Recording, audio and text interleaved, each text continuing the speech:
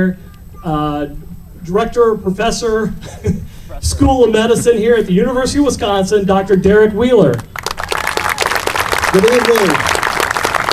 So thank you to everybody for your efforts for the ACS.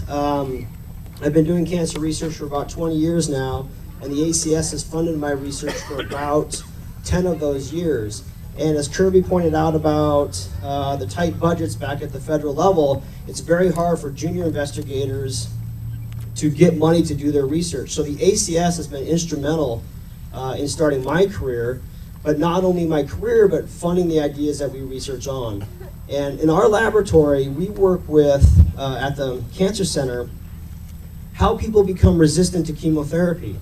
So a lot of you have probably battled the situation where you were on chemotherapy for quite a long time, responding very, very well, and then all of a sudden one day, the cancer starts to come back, you're not responding as well, so you go to the next drug. You work for a little bit, it becomes resistant.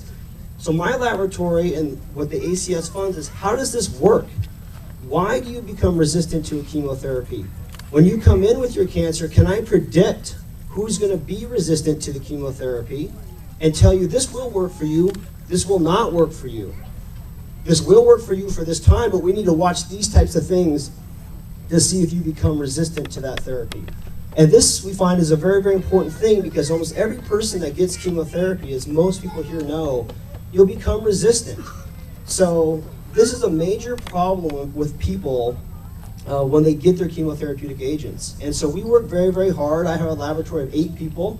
My laboratory runs virtually 24 hours a day, and we work on this problem every day. And the ACS is our main funder of this effort. So every dollar you guys raise goes towards putting money to the bench of the laboratory. A lot of funding agencies, you put money in and you're like, where does this money go? I don't really understand. It goes right to the researchers, right to the bench. Things that we need to do to purify DNA, microscopes for us to see cells, interactions with the MDs to take what we find in the laboratory to drive it into the clinic. And that's the biggest thing about the University of Wisconsin is that they have a setup where the basic researcher like myself can find a fundamental finding, and we can go to the MDs that are 2 offices away from me and say, this is what I found.